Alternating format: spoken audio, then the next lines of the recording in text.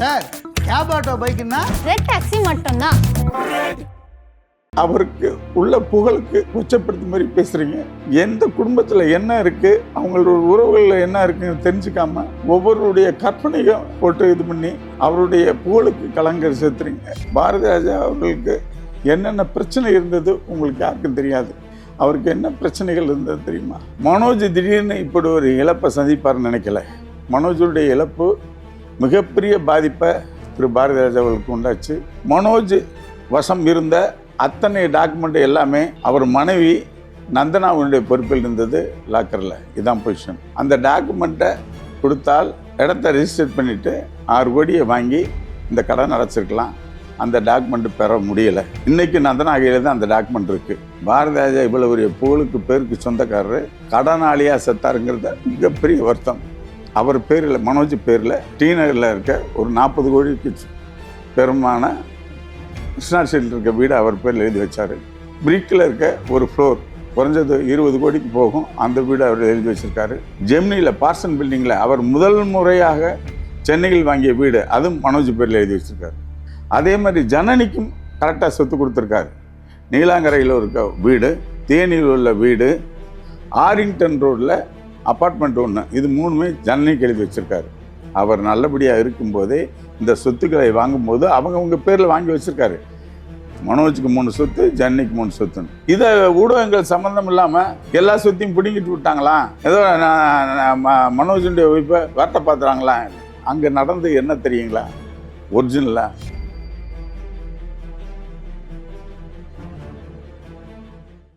எல்லா வானிலை மாற்றங்களுக்கும் பெஸ்டா இருக்கும் இந்த ரூபிலெக்ஸ் பெயிண்ட்ஸ்.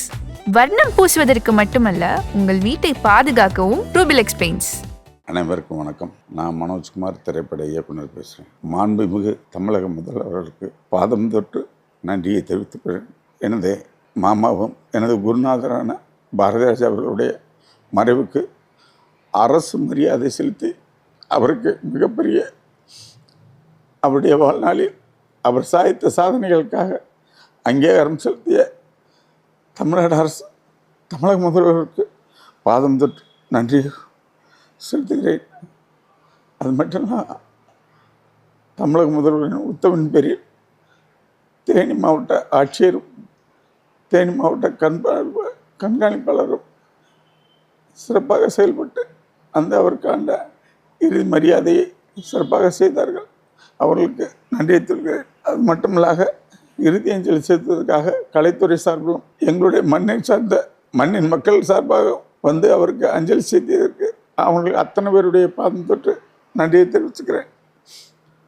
இப்போ ஊடகங்களில் தயவுசெய்து நிறைய விஷயங்களை அவருக்கு உள்ள புகழுக்கு கொச்சப்படுத்தும் மாதிரி பேசுகிறீங்க.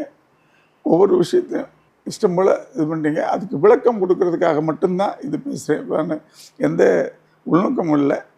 ஒரிஜினலாக நீங்கள் எந்த குடும்பத்தில் என்ன இருக்குது, அவங்களோட உறவுகளில் என்ன இருக்குன்னு தெரிஞ்சுக்காமல் ஒவ்வொருடைய கற்பனையும் போட்டு இது பண்ணி அவருடைய புகழுக்கு கலங்கரை சேர்த்துறீங்க. புகழுக்கு கலங்கம் உண்டாக்கிட்டீங்க. அதான் உண்மை. பாரதி ராஜான்ற ஒரு மிகப்பெரிய மனிதனுடைய புகழுக்கும் அவருடைய குடும்பத்துக்கும் மிகப்பெரிய இலக்க, அதாவது ஊடகங்களில் எல்லாரும் இஷ்டம் போல் பேசுகிறீங்க. அதுக்கு உங்களுக்கு ஒரு விளக்கம் கொடுப்பதற்காக மட்டும்தான் இப்போ நான் உங்களை இந்த இன்டர்வியூ மூலமாக உங்களை சந்திக்கிறேன். ஒரிஜினலாக பாரதி ராஜா அவர்களுக்கு என்னென்ன பிரச்சனை இருந்தது உங்களுக்கு யாருக்கும் தெரியாது. அவருக்கு என்ன பிரச்சனைகள் இருந்தது தெரியுமா? அவர் தன் சொந்த படமான ஓம் படம் எடுக்கும்போது அது லண்டனில், கனடாவில் எல்லா ஊர்லேயும் போய் எடுத்ததுக்கு அதில் அந்த படம் எடுத்து ரிலீஸ் பண்ணதுக்குள்ளே மிகப்பெரிய கடனாளி ஆனார். அதான் உண்மை. அதற்காக அந்த கடனை செலுத்துவதற்காக 2 பேங்கில் கடன் வாங்கியிருந்தார். அதை ஐடிபிஐ பேங்க் கோயம்பேடு பிரான்ச்லேயும், எல்ஐசியில் சைதாப்பேட்டை பிரான்ச்லேயும் கடன் வாங்கியிருந்தார். அதுக்கப்புறம் வெளியிலையும் சில கடன்கள் வாங்கி அந்த படம் எடுத்தது உண்மை. அதில் ஏகப்பட்ட நஷ்டத்தை செஞ்சார். அந்த நஷ்டத்தை ஒரு பகுதியை ஈடுகட்டுறதுக்காக தேனியில் மதுராபுரி என்ற இடத்துல அவர் பள்ளிக்கூடம் கட்டுவதற்காக வைத்திருந்த மிகப்பெரிய இடத்தை டிஸ்போஸ் பண்ணி ஒரு சைடு கடன் அடைச்சார். அடுத்த கடனை, பேலன்ஸ் கடனை அடைக்கிறதுக்காக நீலாங்கரைகள் அவருடைய வீட்டுக்கு பின்னால் இருக்கக்கூடிய காலி இடம், 9 கிரவுண்டு காலி இடம் வச்சுருந்தார். அந்த இடத்த வித்துட்டு பண்ணுறதுக்காக மனோஜ் 2 பேர் இருக்கும்போது ஒருத்தர் சார்ஜுங்கிறவருக்கு ஒப்பந்தம் செய்து அவர்கிட்ட 4 கோடி கடனை வாங்கி பணத்தை வாங்கி சில கடன்கள் அடைச்சாங்க. பேலன்ஸு அந்த ரெஜிஸ்ட்ரேஷன் பண்ணி 6 கோடியை வாங்கி அவர் கடனாகப்பட்ட எல்ஐசி, அதாவது எல்ஐசியில் வாங்கின லோனும் ஐடிபிஐயில் வாங்கின லோனும் கட்டுறதுக்காக பேசிகிட்டு இருக்க தருவாயில் தான் மனோஜுடைய இறப்பு வந்து விட்டது. சட்டக்குறை மனோஜ் இறந்து 1.25 வருஷம் ஆயிடுச்சு. இது வரைக்கும் அந்த சார்ஜ் அவர்களுக்கு 4.25 கோடி வாங்கிட்டு மீதி பணத்தை இன்னி அவர்கிட்ட வாங்கி கடன் அடைக்கலை. அதுக்கான காரணம் என்னென்னா, மனோஜ் வந்து முதல் முறையாக டைரக்டர் வந்து எம்ஜிஎம் ஹாஸ்பிட்டலில் 2023 அட்மிட் ஆகிருக்கும் போதே அவர் 1 மாதம் ட்ரீட்மெண்ட்டுக்கு அப்புறம் நலமாக வந்த பிறகு அத்தனை இதையும் மனோஜ் டேக் ஓவர் பண்ணிட்டாப்புல. நான் நடத்திக்கிறேன்னு அவரும் மகன் வந்தாச்சு, மகன்கிட்ட கொடுத்துலான்னு ஒவ்வொரு வரவு செலவு திட்டங்களையும் அவர்கிட்ட கொடுத்தாரு. அவர் தான் பார்த்துட்டு இருந்தார். ஸோ என்டையர் டாக்குமெண்ட்ஸ் எல்லாமே அவர் கையில் இருந்தது, மனோஜ் கையில். மனோஜ் திடீர்னு இப்படி ஒரு இழப்பை சந்திப்பார்னு நினைக்கல. மனோஜுடைய இழப்பு மிகப்பெரிய பாதிப்பை திரு பாரதி ராஜா அவர்களுக்கு உண்டாச்சு. காரணம், அவருக்காக 4 படங்கள் எடுத்தார், தாஜ்மஹால் எடுத்தார், அல்லி அர்ஜுனா எடுத்தார், இது பண்ணார். எல்லா படங்கள்லேயும் தன் மகனை மற்றவங்க மாதிரி கொண்டு வர முடியலன்னு அவருக்கு ஒரு சின்ன ஃபீலிங் உள்ளே இருந்தது. அதில் சற்றக்குறைய ஒரு 15 கோடி ரூபாய் இழந்தார். அதான் உண்மை.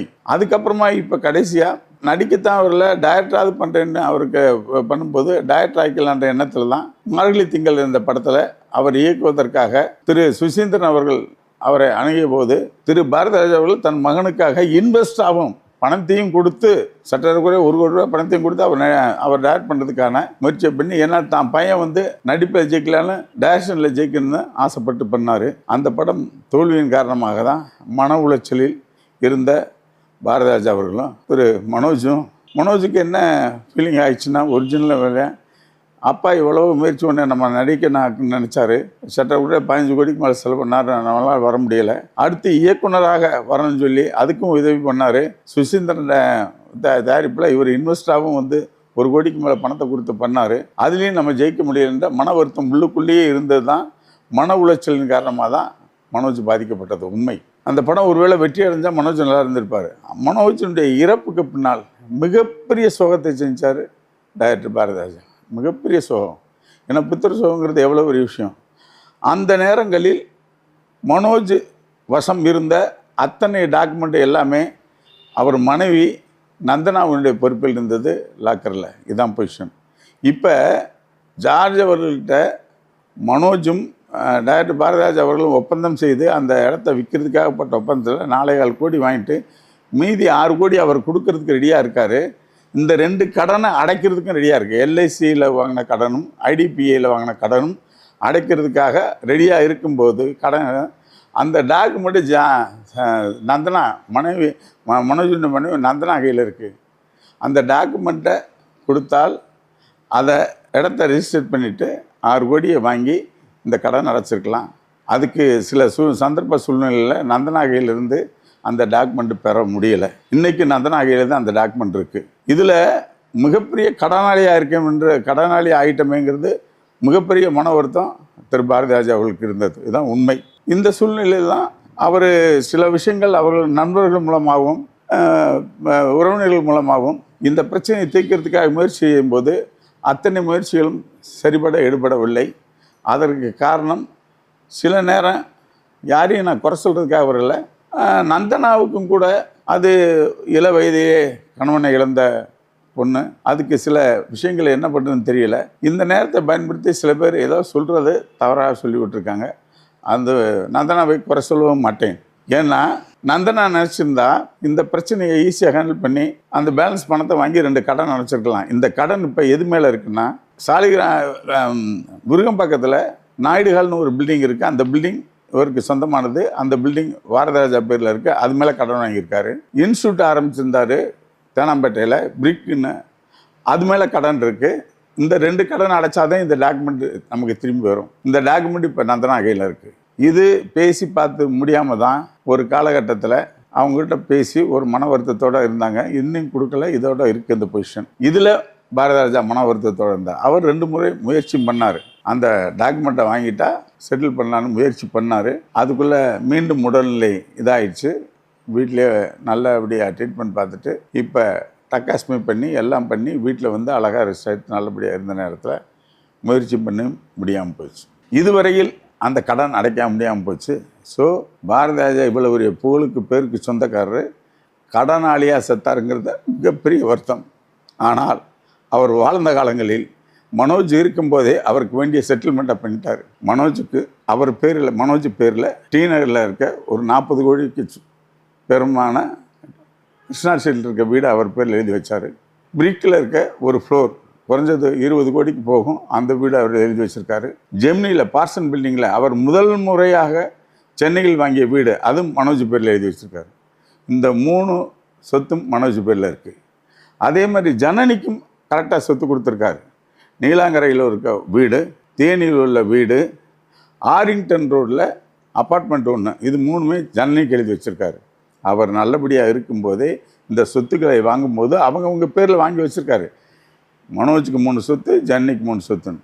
இனி பேலன்ஸ் இருக்க சொத்துக்களை கரெக்ட் பண்ணுறதுக்காக தான் அவர் முயற்சி பண்ணும்போது படம் எடுத்து படத்தில் லாஸ் ஆகிட்டார். அந்த ஒரு வருத்தத்தோடு இருந்த காலகட்டங்களில் தான் இதெல்லாம் ரெக்டிஃபை பண்ணுறதுக்கு அவருடைய நெருங்கிய நண்பர்கள்லாம் முயற்சி பண்ணாங்க. அது சரியாக வரும்போது மிகப்பெரிய மன வருத்தத்தில் இருந்தார். அந்த நீலாங்கரை இடத்துல அட்வான்ஸ் வாங்கின இடத்த மட்டும் ரெஜிஸ்ட்ரேஷன் பண்ணி கொடுத்து மீதி 6 கோடியை வாங்கியிருந்தால் இந்த கடன்லாம் அடைச்சி சாகும்போது கடன்காரனாக இறந்துருக்க மாட்டார். சாகும்போது கடன்காரனாக இருந்தார். உண்மை அதுதான். இது வெளி உலகுக்கு யாருக்கும் தெரியல. சும்மா ஏதாவது பேசினா 1000 கோடி இருந்தது, 2000 கோடி இருந்தது, எடுத்துகிட்டு போயிட்டாங்க. தவறாக சொல்லாதீங்க. முறையாக மனோஜுக்கு 3 சொத்தும் ஜனனிக்கு 3 சொத்தும் எழுதி கொடுத்துருக்காரு. அதில் மனோஜுடைய சொத்தில் டி நகர் வீட்டுக்குள்ள வாடகை 3,5 லட்ச ரூபா வருது, பிரிக்கில் 2,5 லட்ச ரூபா வருது.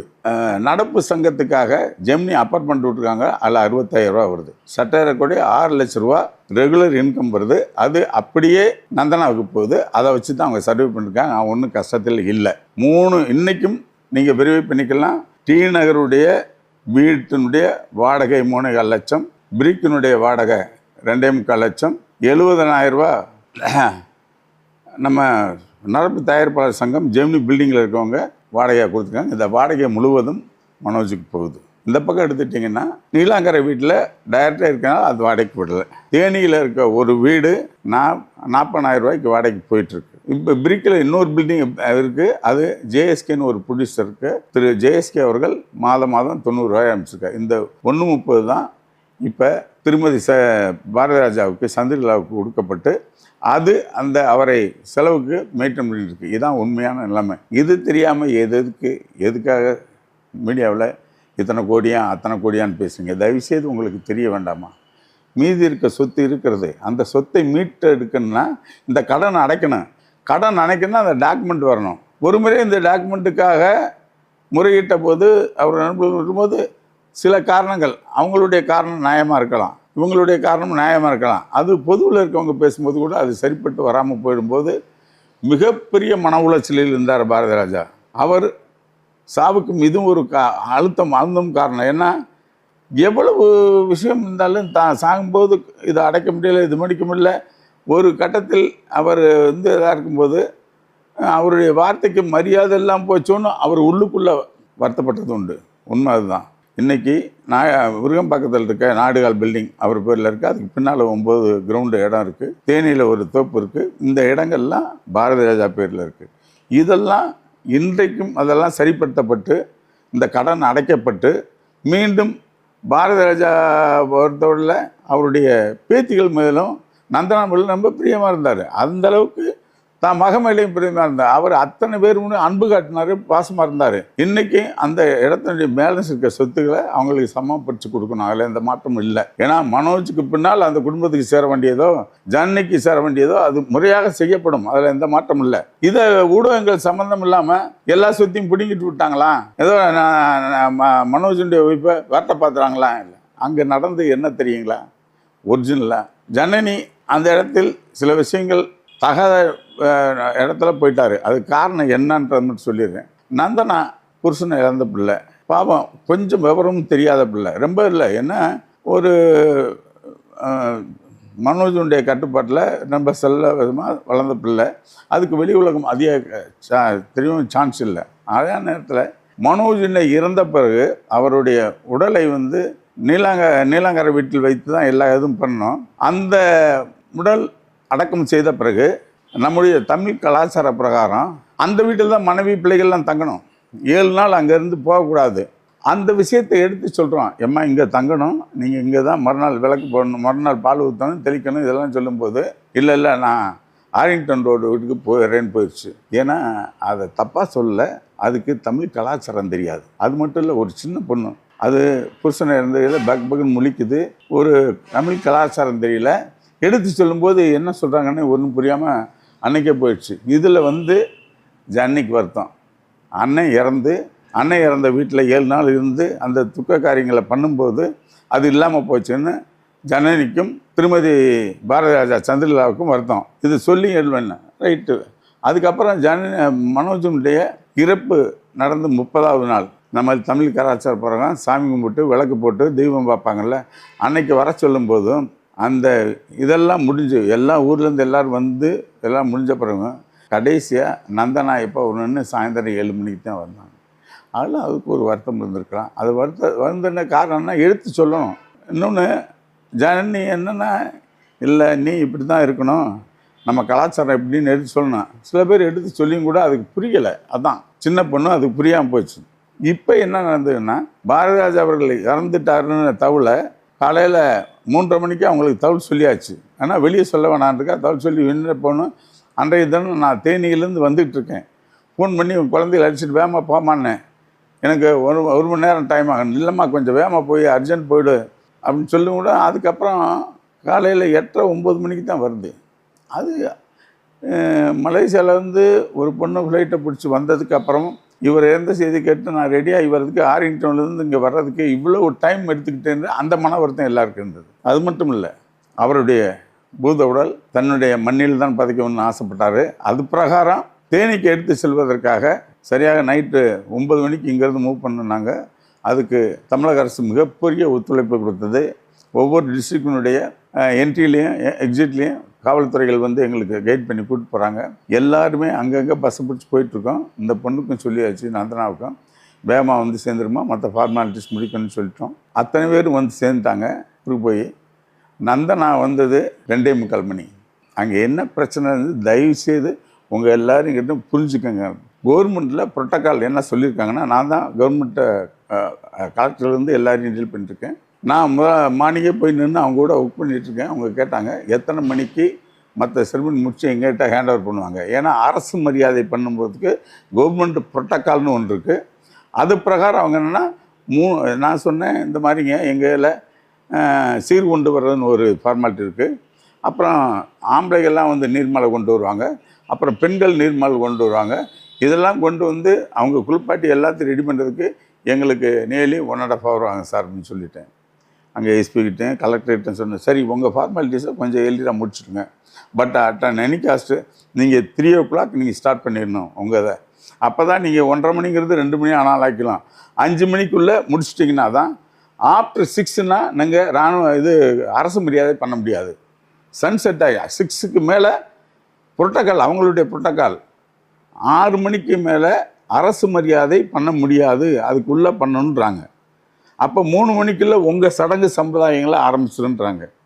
அப்போ நீர்மலை எடுப்பது, சீர் கொண்டு வருவது, ஆண்களுக்கு இது எல்லா இதுவும் செய்கிறதுக்கு அது. அப்புறம் இன்னொன்று எங்கள் முறையாக டச்சல் வச்சு கொண்டது பாடை கட்டி பாடையிலேருந்து தூக்கிட்டு போகணும். இந்த விஷயங்கள் இருக்குது.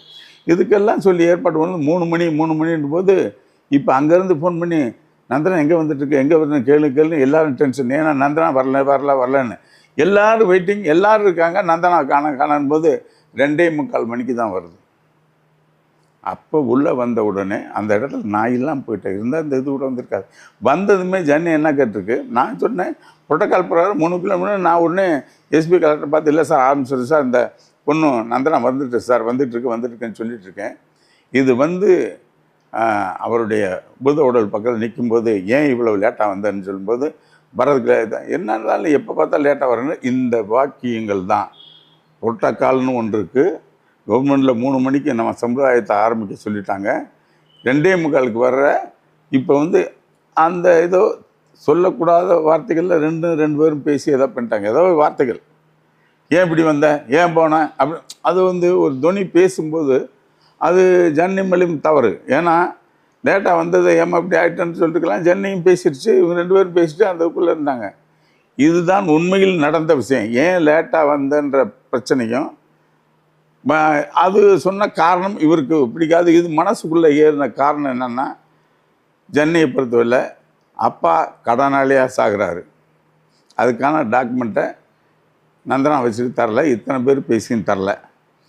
மனோஜ் இறந்ததுக்கப்புறம் அந்த 30ஆவது நாள் காரியத்துக்கும் வரல, கர்மாதிக்கும் வரல.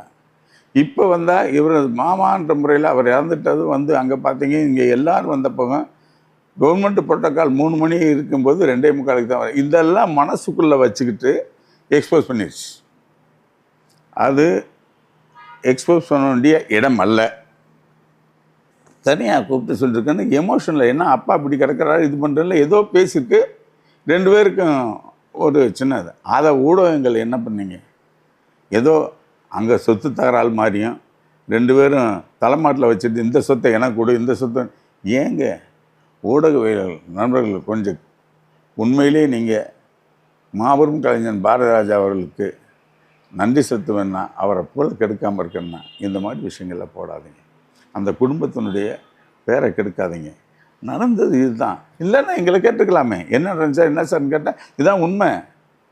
கவர்மெண்ட் புரோட்டோக்கால் 3 மணிக்கு ஸ்டார்ட் பண்ணுங்கள், நீங்கள் 4:30 மணிக்குள்ளே முடிங்கன்ற போது லேட்டாக வந்தது ஒரு விஷயம் தவிர வேறு எதுவுமே இல்லை. அதுக்கு அவங்களுக்குள்ள அப்புறம் இன்னொன்று, எந்த வீட்டில் உறவுகளுக்குள்ள இதெல்லாம் பிரச்சனை இல்லாமல் இருக்குது. மாமியாருக்கோ இல்லை மருமக மாமியாருக்கோ இல்லை நாத்தனாருக்கோ எந்த வீட்லையும் ஏதோ ஒரு சின்ன பிரச்சனை, இது அவங்க குடும்ப பிரச்சனை, பேசி தீர்த்துக்குறாங்க, ஒன்றும் பிரச்சனை இல்லை. அப்புறம் கூட்டு இது பண்ணிக்க போகிறாங்க. இதை விட்டுட்டு அதை புதாகரமாக தூண்டி விட்டு இப்போ வந்து 2 சைட்லையும் ஏதோ வார் ஸ்டார்ட் பண்ணது மாதிரி பண்ணி விட்டீங்களே. ஊடகங்கள் இது பண்ணுறது நியாயமா? இதுதான் நீங்கள் பாரதிராஜா அவர்களுக்கு செய்யக்கூடிய மரியாதையா, அவர் புகழுக்கு செய்யக்கூடிய மரியாதையா? ஒரு அரசு அவர் புகழை வாழ்த்துற வரையில் மரசு ஏதாவது பண்ணுச்சு. இந்த இடங்களில் இப்படி ஒரு விஷயம் பண்ணிட்டீங்க. இன்னொரு விஷயம், திரு பாரதிராஜா அவர்கள் ஹாஸ்பிட்டலில் எம்ஜிஎம்மில் 2023 அட்மிட் ஆகும்போது அதை ட்ரீட்மெண்ட் நல்லபடியாக பார்த்து எகைன் ரெக்கவர் பண்ணும்போது மனோஜ் கூடயே இருந்தார். மனோஜ் கண்காணிப்பில் பார்த்து நல்லபடியாக பண்ணி கொண்டு வந்தார். அப்போ அக்காவும் கூடயே இருந்தாங்க. யார்? சந்திரலீலாவும் கூட இருந்து 2 பேரும் தானே காப்பாற்றி கொண்டு வந்து நிப்பாட்டினாங்க. அப்போ கூட இருந்து கவனித்து அந்த பொண்டாட்டியை பற்றி யாரும் பேச மாட்டீங்க, அவங்க பற்றி தப்பாக பேசுகிறீங்களே. திரு பாரதிராஜா அவர்கள் இறந்த அன்னைக்கு நடந்த சம்பவத்தை என்னான்னு சொல்லிடுறேன். ஹாஸ்பிட்டலுக்கு பணம் செட்டில் பண்ணுறதுக்கு வேண்டி அவருள்ள பேருள்ள எந்த இடத்தையும் விற்க முடியாது, இன்னும் பிரச்சனையில் இருக்குது. அதனால் தன் பேரில் உள்ள இடத்த விற்கிறதுக்காக தேனி கலைச்சிட்டு போயிருந்தேன். நான் தான் கூட போயிருந்தேன். ஆண்டிப்பட்டி தாண்டி இருக்கக்கூடிய வைகை ஆத்தங்கரை இடம், வயல்வெளி 65 சென்ட் இடத்த சர்வே நம்பர் போய் சொல்கிறேன் கேட்டுங்க. 252/17A இந்த சர்வே நம்பர் இடத்த விற்று தான் கொண்டு வந்து ஹாஸ்பிட்டல் கட்டணும். இதுதான் உண்மை. இதுக்கப்புறம் இன்னி செலவுக்கு பத்தாதுன்ற பொருளில் ஜன்னி எங்கே இருக்குது, நந்தானட்ட கேட்க முடியல. நந்தானா ஒவ்வொரு மாதம் 6 லட்ச ரூபா வருமானம் வருது, அதுக்கு போயிடுது. அது பிள்ளைகளுக்கு செலவு பண்ணுறதுக்கு அதுக்கு வச்சிட்ருக்கு. இதை தொந்தரவுடானதை திருமதி பாரதிராஜா சந்திரலா அவர்கள் தன் அப்பா மூலமாக தும்மலப்பட்டியில் கிடைச்ச இடத்த விற்கிறதுக்கு தான் அன்றைக்கி போயிருந்தோம். தும்மலப்பட்டி இடம் சர்வே நம்பர் 273/1A கணவாய்ப்பேட்டை கிராமம் தும்மலப்பட்டி இடத்த விற்றுட்டு வந்திருக்குமா இல்லையான்னு பாருங்கள். அன்றைக்கி விற்க போகும்போது அங்கே உட்காந்துருந்தோம். இல்லை இதுக்கிடையில் என்னென்னா அவரை அனாதை விட்டு போயிட்டாங்கன்னா, இது வரைக்கும் அந்த அம்மா தானே உட்காந்து கூட பார்த்துச்சு. எல்லோரும் அந்த வீட்டில் பார்த்தேன், 2 நர்ஸ் போட்டாங்க, எல்லாத்தையும் பண்ணாங்க. உண்மையான நிலைமை பணம் கட்டுவதற்கு இது முடியாமல் தான் தன்னுடைய சொத்தை வயல்வெளியை வைத்து வீரபாண்டி வயல்காடு முல்லை பெரியார் வளையாறு சர்வே நம்பர் வந்து 252/17A என்னைக்கு விற்றுருக்குன்றது ரெக்கார்டு பிரகாரம் பார்த்துங்க. இதெல்லாம் தெரியாமல் ஊடகவியல் ஏன் பேசுகிறீங்க? தும்மலப்பட்டி இடம் 723/1A and 1B இப்போ வித்துட்டு வந்து அதை தான் கொண்டு வந்திருக்கோம். அந்த இதுக்கு கையெழுத்து போட அன்று தான் இந்த ஒரு சம்பவம் நடந்துருச்சு. அதுக்கு உடனே என்ன சொல்லிட்டாங்க, எதுக்காக போனாங்கன்னு தெரியுமா? இடத்த விற்று பணம் கொண்டு வர்றதுக்காக போனாங்க. அன்னைக்கு நடந்த உடனே எல்லாரும் விட்டு போயிட்டாங்க. எங்களுடைய துரதிருஷ்டம், எங்கள் அக்காவுடைய துரதிருஷ்டம், இத்தனை வருஷமாக கூடயே இருந்து பார்த்து எல்லாம் மட்டும் அன்றைய தினத்தில் அங்கே போனது தான் அன்னைக்கு செய்தி கேட்டு உடனே வந்துட்டு இருக்கோம். உடனே இது என்ன பண்ணிட்டாங்க, இல்லை எல்லாரும் விட்டு போயிட்டாங்க. அண்ணன் ரெக்கார்டு பிரகாரம் சொல்கிறேன், பழையபடிக்கும் தும்லப்பட்டி இடம் கொடுக்கப்பட்டிருக்கு, அதை விற்று பணம் எடுத்துகிட்டு தான் வந்திருக்கோம். இதுதான் உண்மை. இது தெரியாமல் வீட்டில் எல்லாம் விட்டு போயிட்டாங்க. எமோஷனலில் இருக்காங்க. ஏதோ விட்டு போயிட்டீங்களேன்னாரு. உடனே எடுத்து சொன்னோம், பணம் கட்ட முடியல. ஒரு வாரத்துக்கு முன்னால் கெங்கேமன் வந்தார். அவரோட 1 மணி நேரம் பேசிகிட்டு இருந்தார். அப்போ எல்லோரும் தானே இருந்தாங்க. அப்போ ராதிகா மேடம் வந்தாங்க, என் படம் பார்த்தீங்களான்னு கேட்டாங்க. அவங்க கூட நல்லா பேசிகிட்டு இருந்தார்ல. அப்போ ராதிகா மேடத்தை வர வச்சு இந்த படம் பார்த்துட்டேன், உனக்கு நேஷனல் அவார்டு கொடுக்கணும்னு சொன்னார்ல. அவ்வளவு பண்ணவருக்கு என்னன்னா, தன்னுடைய கடன்களை அடைப்பதற்கு தன்னை மீறி யாரும் ஒத்துழைக்கலையோன்ற ஒரு சின்ன ஃபீலிங், மன வருத்தம் இருந்தது. வெளியே சொல்லல அவர். ஏன்னா ஒரு ராஜாவாக கிங்காக இருந்த ஒரு மனிதர் தன் கட்டுப்பாட்டில் இல்லாமல் போயிடுச்சு அப்படின்ற ஒரு சின்ன வேலை. அது மட்டும் இல்லாமல் கடனை அடைக்க முடியாமல் இருக்கமேன்றது இதுதான் உண்மையான நிலைமை. அதை விட்டுட்டு இஷ்டம் போல் 1000 கோடி இருந்தது, அது 500 கோடி எடுத்துட்டாங்க. இல்லை மலேசியாவில் கொண்டு போய் எழுதி வாங்கிட்டாங்க. எப்படிங்க இது? மலேசியாவில் போய் உட்காந்து வச்சு எது வேணுமா? அவர் உடம்பு சரியில்லைனால அவர் மனசை தேர்த்தி, மனோஜ் இறந்ததுனால அவரை மனசை தேர்த்துக்க கொண்டு வந்தாங்க. ஒரு மகளாக இருந்தால் தான் கடமையை செஞ்சிச்சு. மகளாக இருந்தால் அவரை இவ்வளோ அப்செட் பண்ணிருக்காரு. அவரை கொண்டு போய் நல்லபடியாக வச்சு ஒன்று பாதுகாத்து கொண்டு போய் அவருக்கு ட்ரீட்மெண்ட் கொடுத்து நல்லபடியாக கொண்டு வந்துச்சு. இதுக்கு ஒன்றே மலேசியாவில் கொண்டு போயிட்டாங்க. இது என்ன? கொஞ்சம் ஊடகவியார் உங்களை கெஞ்சி கேட்டுக்கிறேன், அடுத்த குடும்ப விஷயங்களில் என்ன எனக்குன்னு கேட்டுச்சு போடுங்க. மிகப்பெரிய ஜாம்பவான் பாரதி ராஜாவுடைய குடும்பத்தை அசிங்கப்படுத்தாதீங்க தயவுசெய்து. எந்த விஷயமா இருந்தாலும் என்னுடைய நேரடி பார்வையில் என்னுடைய நம்பருக்கு பேசுங்க, என்ன விளக்கம் வேணாலும் கொடுக்குறேன். அதை விட்டுட்டு குடும்பத்தில் இப்படி ஒன்று. ஏன்னா நாளைக்கு நந்தனா பிள்ளைகளுக்கு ஜனனி தான் இருந்து எல்லா காரியமும் கல்யாணம் பண்ணுறதுலேருந்து எல்லாத்தையும் ஜனனி தான் பண்ணணும். நாத்தனா அதுதான் பண்ணி ஆகணும். அதே மாதிரி ஜன்னியோட பையங்களுக்கு ஏதாவது ஒரு விஷயம் என்ன பண்ணால் நந்தனா தான் போய் நிற்கணும். அவங்க 2 பேரும் நாத்தனார்மார் 2 பேரும் அவங்களுக்குள்ள இது ஏதோ சின்ன புணக்கள் வந்ததை உன்னை தூக்கி அடிச்சிங்க. அன்னைக்கு நடந்த ஒரே விஷயம், கவர்மெண்ட் புரோட்டோக்கால் 3 மணிக்கு ஸ்டார்ட் பண்ணோம், கொஞ்சம் லேட்டாக வந்தது, தெரியாமல் பேசி இதாகிடுச்சு. இதான் நடந்தது. இதெல்லாம் தெளிவுபடுத்துறதுக்காக ஊடகவியலாளர் மூலம் உங்களுக்கு செஞ்சுருக்கேன். தயவுசெய்து ஊடகவியல் அத்தனை பேருக்கு கேட்டுக்கிறது, ஏதாவது இந்த குடும்பத்தில் இன்டீரியராக போய் ஏதாவது பிரச்சனை பண்ணாதீங்க. நந்தனா ஜனனி அந்த குடும்பம் நல்லபடியாக ஒற்றுமையாக இருந்து நல்லா வாழ்ந்தால் தான் அவருடைய ஆத்மா சாந்தி அடையும். நந்தனா பிள்ளைக்கு ஜனனி கண்டிப்பாக தேவை, ஜனனியுடைய பிள்ளைக்கு நந்தனா அவங்க தேவை. இவங்க 2 பேருக்குமே திருமதி பாரதி ராஜா ரொம்ப முக்கியம். அவங்க இருந்தால் தலைமைத்து நடக்கணும். அவங்க குடும்பத்தில் ஒற்றுமையாக இருக்கவங்க. ஏதோ சிறு பிரச்சனைகள், அதெல்லாம் எல்லா குடும்பத்தில் வர பிரச்சனை. இதை வேறு மாதிரி பேசாதீங்க. நன்றி சார். கேப் ஆட்டோ பைக்குன்னா ரெட் டாக்ஸி மட்டும்தான். எல்லா வானிலை மாற்றங்களுக்கும் பெஸ்டா இருக்கும் இந்த ரூபிலெக்ஸ் பெயிண்ட்ஸ். வர்ணம் பூசுவதற்கு மட்டுமல்ல, உங்கள் வீட்டை பாதுகாக்கவும் ரூபிலெக்ஸ் பெயிண்ட்ஸ்.